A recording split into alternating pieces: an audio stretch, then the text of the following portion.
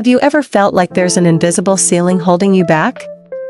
A voice whispering that you're not good enough, smart enough, or deserving enough? Let me tell you about Sarah. 3 years ago, she was sitting in her cramped apartment, staring at a job application for her dream position. Her fingers hovered over the submit button, but she couldn't click it. Who am I kidding, she thought. They'll never pick someone like me. Sarah's story might sound familiar because we've all been there. That moment when possibility collides with our deepest fears and insecurities. What if I told you that the most powerful prison isn't made of concrete and steel, but of thoughts and beliefs we've collected throughout our lives? Today, we're going to break free from these mental limitations. I'm going to share 5 powerful techniques that have helped thousands of people, including myself, to shatter these invisible barriers and step into their full potential. My own journey began 10 years ago when I was passed over for a promotion I knew I deserved. Instead of seeing it as one setback, I internalized it as proof that I wasn't capable of leadership. That belief affected every career decision I made for the next 3 years, until I discovered what I'm about to share with you. Before we can break free, we need to understand what we're dealing with. Mental limitations are essentially beliefs about ourselves and the world that constrain our actions and possibilities. These beliefs aren't random, they're often formed in childhood or after painful experiences. Let me introduce you to Marcus. As a child, whenever Marcus would draw or paint, his father would glance at his work and say, "That's nice, but maybe you should focus on math instead." Nothing overtly cruel, but the message was clear: art wasn't a valuable pursuit. 20 years later, Marcus works as an accountant. He's good at his job, but he feels empty. Sometimes he sketches in secret, but he's never shown his work to anyone. "I'm not an artist," he tells himself. "I don't have what it takes." Marcus's story illustrates how our mental limitations often begin as messages from authority figures that we internalize and carry into adulthood. Common mental limitations include: I'm not smart enough to pursue this career, I don't deserve success or happiness, I'm too old/young to make a change, this is just how I am, I can't change, if I try and fail, I'll be humiliated, people like me don't belong in places like that, I could never be as good as someone else, it's too late for me to start now. Think about your own life for a moment. What beliefs do you hold about yourself that might be limiting your potential? Where? Think about your own life for a moment. What beliefs do you hold about yourself that might be limiting your potential? Where did these beliefs come from? The first step to breaking free is recognizing these beliefs for what they are: stories we tell ourselves, not facts about reality. They're mental constructs that once may have served to protect us, but now only hold us back. Remember Sarah from the beginning of our story? Her limiting belief was "I'm not qualified enough," even though she had all the credentials listed in the job description. This belief didn't come from nowhere, it formed after a harsh critique from a professor in college who told her she lacked original thinking. One moment, one comment, created a mental limitation that affected her for years. But here's the good news: what's been learned can be unlearned. What's been constructed can be deconstructed. Our second technique is reframing, changing how we interpret situations and experiences. Let me introduce you to James. After 20 years at the same company, James was laid off. At 52, he felt his career was over. Who would hire someone my age, became his limiting belief. For weeks, James saw his situation through the frame of victim of age discrimination. This frame led to feelings of bitterness and helplessness. He didn't even bother applying for jobs.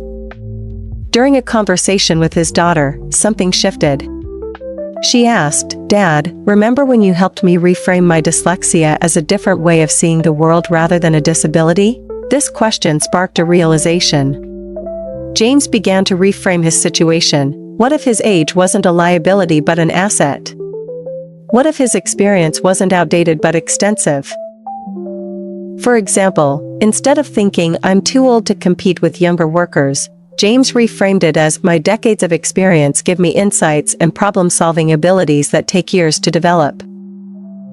This new frame didn't change the reality of age bias in the job market, but it changed how James responded to that reality.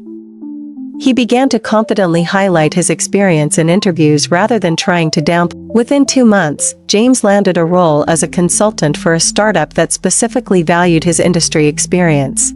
Reframing doesn't deny challenges, it simply views them through a lens that empowers rather than diminishes us. Let's practice reframing some common limiting beliefs. Instead of "I failed at this project," try "I gathered valuable data about what doesn't work." Instead of "I'm too old to learn this new skill," try "My life experience gives me a unique perspective that will enhance my learning." Instead of "I'm not good enough for this opportunity," try "I'm continually growing and this opportunity will help me develop further." Instead of "I don't have enough time to pursue my passion," try "I can dedicate small, consistent amounts of time to what matters to me." A powerful reframe comes from how we interpret mistakes and setbacks. Carol Dweck's research on growth mindset shows that viewing challenges as opportunities to learn rather than as evidence of fixed abilities completely changes. Think about a recent setback you've experienced. How might you reframe it in a way that empowers you rather than diminishes you? Our third technique harnesses the power of your imagination through visualization. Your brain doesn't always distinguish between vividly imagined experiences and real ones. When you consistently visualize yourself overcoming limitations, your brain begins to create new neural pathways that support this new self-image. Let me tell you about Elena, a professional violinist who struggled with debilitating performance anxiety. Elena's limiting belief was "I'll freeze up and humiliate myself." This belief had some basis in reality. She had indeed frozen during an important recital in music school. That single experience created a mental limitation that threatened her entire career. Elena's teacher suggested a visualization practice. Every day for 15 minutes, Elena would close her eyes and imagine herself performing confidently and beautifully. She didn't just see herself playing, she felt the weight of the violin, heard the perfect notes, experienced the audience's appreciation. At first, even in her visualization, Elena would feel anxiety rising. But with practice, she could guide her imagined self through the performance flawlessly. She was literally rehearsing success in her mind. The first real performance after weeks of visualization practice wasn't perfect, but she didn't freeze. Each subsequent performance improved as her actual experiences began to align with her visualized ones. Research from sports psychology shows that visualization activates many of the same neural pathways as physical practice. Olympic athletes use this technique regularly, with some dedicating as much time to mental rehearsal as physical training. Try this simple visualization exercise. 1. Find a quiet place and close your eyes. 2. Breathe deeply to relax your body. 3. Imagine yourself already having overcome your limitation. 4. Engage all your senses. What do you see, hear, feel? 5. Notice the emotions this future version of you experiences. 6. When doubts arise, gently return to the successful image. 7. End by affirming that this possibility is within your R. For Marcus, our accountant with hidden artistic talent, visualization meant imagining himself showing his art in a small community exhibition. He visualized everything from hanging his pieces to talking with attendees about his work. These visualizations eventually gave him the courage to sign up for an art class, his first step toward embracing his creative identity. Practice this for just 5 minutes daily, and you'll begin to rewire how your brain perceives your capabilities. Our final technique is environmental design. Our environment, both physical and social, powerfully influences your thoughts and behaviors. Let's meet Zoe. Despite being an excellent designer, Zoe struggled with the limiting belief that "I'm not creative enough to start my own design business." Interestingly, this belief was strongest when Zoe was around certain friends, successful corporate professionals who subtly dismissed creative careers as risky or impractical. Zoe realized her environment was reinforcing her limiting beliefs. She decided to redesign her environment in 3 ways. First, she transformed her physical space. She converted a spare room into a design studio, filled with inspiring books, art, and a professional desk setup. Second, she changed her social environment. She joined a community of independent designers who met weekly to share work and support each other. Third, she curated her digital environment, following accounts that showcased independent designers who were succeeding on their own terms. Within 3 months, Zoe's limiting belief began to fade. She was surrounded by evidence that contradicted it. She launched her business 6 months later. Within 3 months, Zoe's limiting belief began to fade.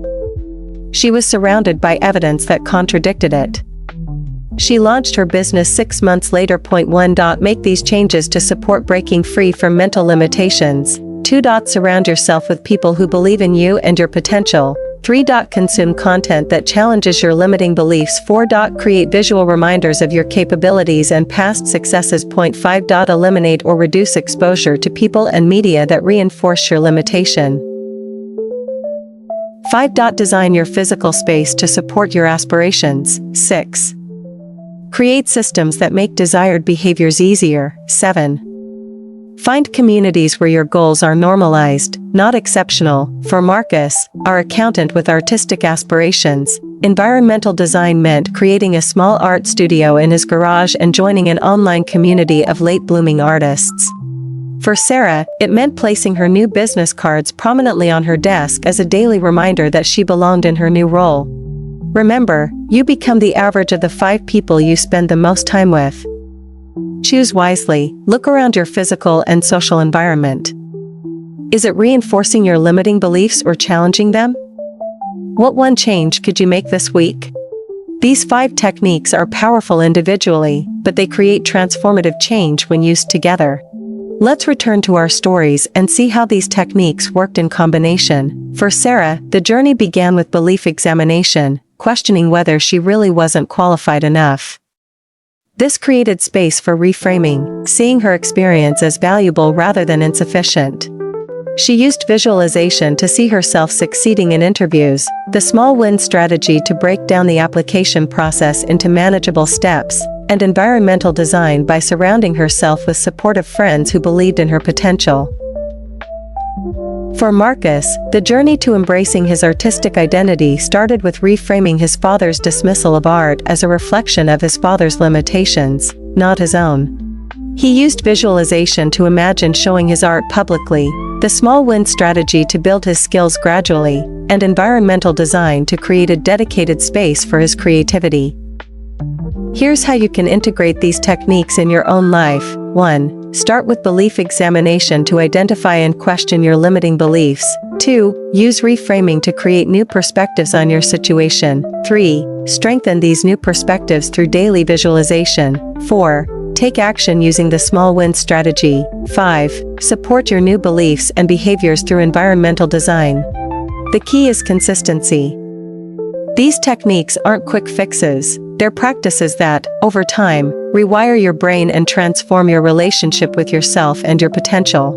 Breaking free from mental limitations isn't about denying reality, it's about expanding your perception of what's possible. These 5 techniques, belief examination, reframing, visualization, small win strategy, and environmental design, aren't quick fixes. They're tools for an ongoing journey of growth.